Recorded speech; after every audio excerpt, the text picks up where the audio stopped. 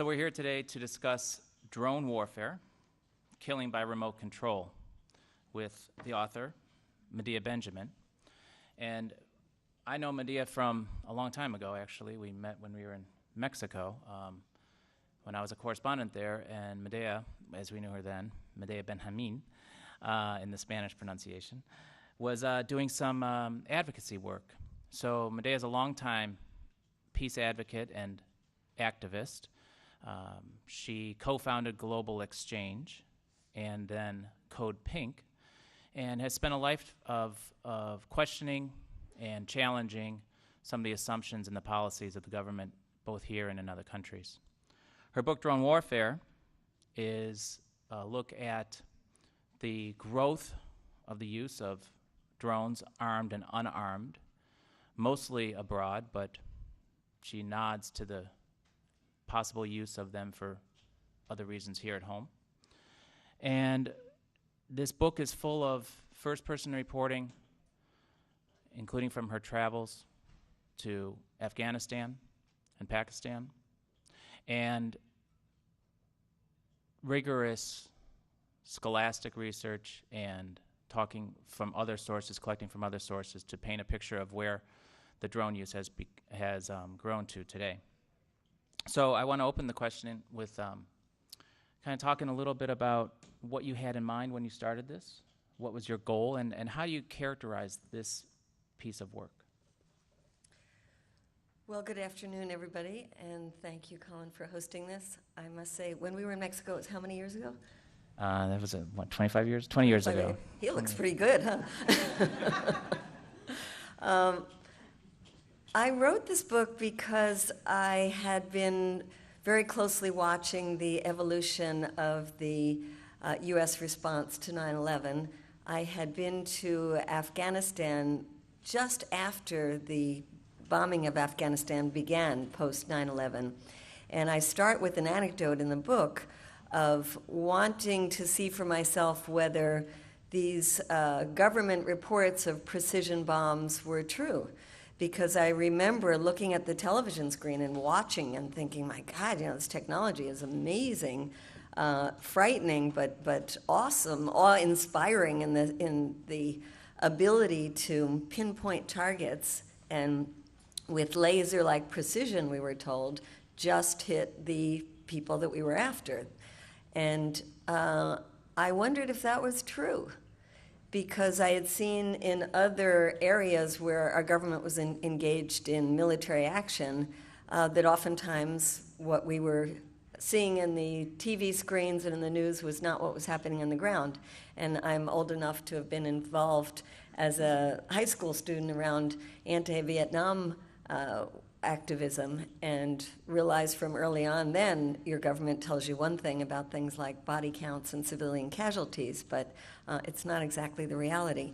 So I went to Afghanistan, and it was a very frightening time to be there because there was a lot of bombing going on, and I immediately realized that there were lots of civilians who were being killed, and that this was not being reported, that in the U.S. desire to get the people who attacked us on 9/11, there was a somewhat cavalier attitude towards collateral damage.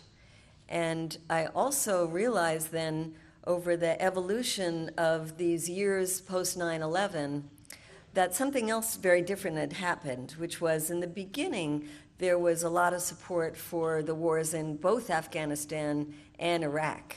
And anybody who was involved, and I don't know who of you in the audience were, and anybody here come out to an anti-war rally? Well, looks like quite a number of you. Who didn't? Too young? So a lot of the mobilizing and organizing around Iraq, in the beginning we found a very hostile attitude in the United States because there was so much support and this drumbeat of war and somehow relating Iraq to 9/11, which had nothing to do with it. But you saw opinion polls that were in favor of the wars start to shift as the years went by and as Americans started to get upset about the number of American lives that were being killed. We never hear much about the lives of people in the countries that we have invaded. But also, Americans started to learn more about the cost of these wars, which has been now in the trillions of dollars and has created significantly to the economic crisis the U.S. has been facing. And so the polls started shifting and seeing Americans not very excited about continuing what seemed like endless wars. And so I saw at the same time a shift in government policy from the boots on the ground, from the expensive wars that are expensive in terms of American lives as well as dollars, to this new technology, and that's the drones. And I think I mentioned in the book a meeting we had in the State Department. And the State Department is the diplomatic arm of the US government. And being in a meeting with people from the human rights desk at the State Department and the Pakistan and Yemen, and having a woman from the State Department in the meeting saying that the drones are a miracle weapon. Miracle weapon, as if any weapon is a miracle weapon. But it was such a miracle that it allowed us to be very precise in who we're killing, be much more humane in who gets killed, not risk American lives, be cheaper. And what I would add, which she didn't add, was allowed us to expand the wars behind the backs of the American people. And so that's a very long answer to the question of why I wrote this book, but it was really to give Americans a much better understanding of why the drones were being used, the extent they're being used, and then what we can do about it.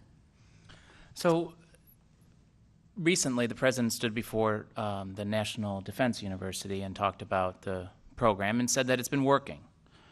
Said that the ability to target what the government says are high-value targets has severely denigrated al-Qaeda and severely denigrated the Taliban, and therefore it's been a success, and now some changes can be made that will bring it back. So one of the things that was talked about, but not in any detail, was turning over the control of the drone program from the CIA to the Pentagon, and also changing a little bit how some of the decisions were made about what targets to go after and what targets not to go after. That was 3 weeks ago. We haven't heard a lot about it yet since. Do you sense that there's any change in the government policy? Well, I was there at the National Defense University, and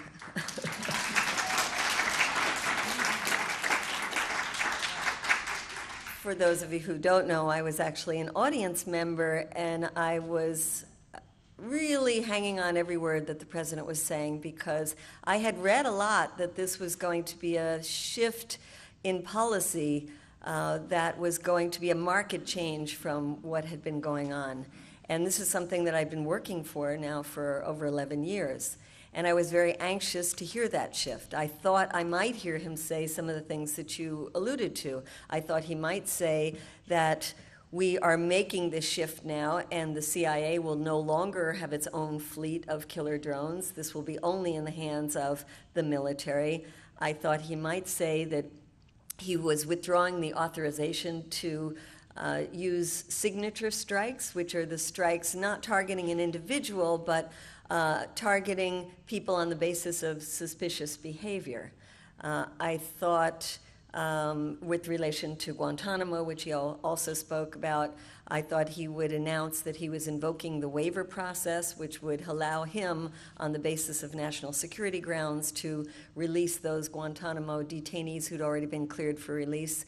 And I didn't hear any of that. Mm-hmm. And so it was coming to the end of the speech, and I was really quite shocked that what I thought was going to be a significant policy speech turned out to be more, we don't really feel great about these drones, and I'm haunted by the innocent people we might be killing, but we're going to have to keep using them, and I want to close Guantanamo, but that big bad Congress just won't let me do it. And it was at that point I really felt that I had to get up and say something. And I said something about Guantanamo first because that was the subject he was on, saying that he, as commander-in-chief, has the total capacity and I would say obligation to invoke that waiver system and release those who've already been cleared for release. But then I also got onto the drone issue because I thought in that kind of venue, it was important to give another side of the story, because I was just imagining what the press was going to report if I didn't get up and say something, which is that President Obama is going to rein in the use of drones, and maybe the